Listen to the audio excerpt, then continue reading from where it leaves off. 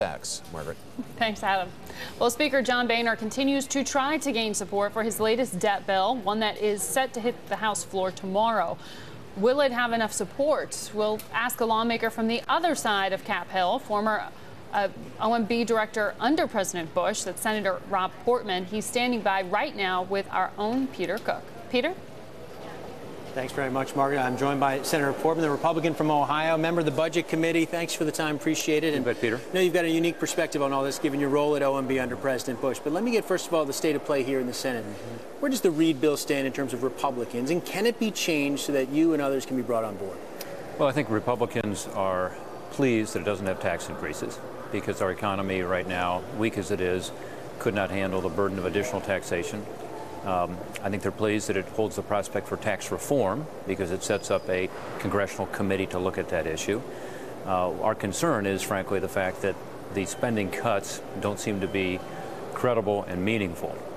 Some of them are good cuts and real cuts, but as you know, he assumes that there will be war spending that is not requested nor likely to be spent and considers that a cut.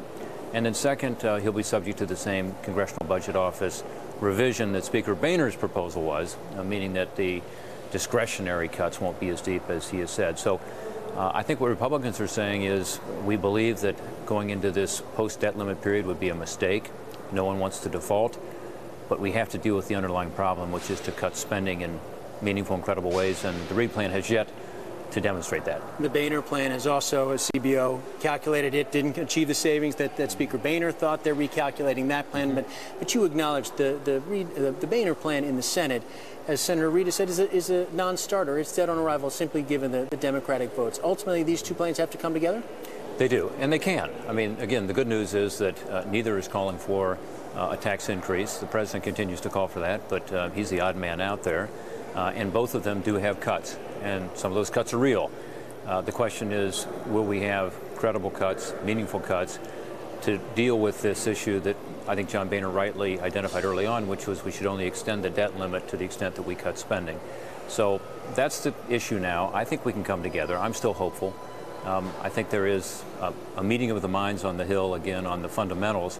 And the question is how we work through these details and get the votes. I know you've been a key advisor to Mitch McConnell, given your experience on these issues, and you've served in the House as well. You know some of the House players here as well. Can you reassure our viewers that behind the scenes there are some of those adult conversations taking place, despite the fireworks and rhetoric we're seeing on camera? Absolutely. I mean, they're continuing to talk. Speaker Boehner and Leader McConnell here are as one. You know, they're in agreement on where we ought to head, and they're talking with Leader Reid, and I think they'll be able to put something together that can be supported by a majority of the House and by a supermajority of the Senate, because we'll need 60 votes likely. And then I think if it gets to the president's desk, he's very likely to sign it. By August 2nd, you think this gets done? It can still be done by August 2nd. As we approach that time, given the rules in the Senate, it gets harder, but it can still be done. All right. Senator Rob Portman, appreciated a Republican perspective on where things stand here, perhaps a little bit more optimistic than some others here on Capitol Hill, Margaret. All right. Thanks, Peter. Just ahead on In Business, what Congress has to do to break the debt deadline.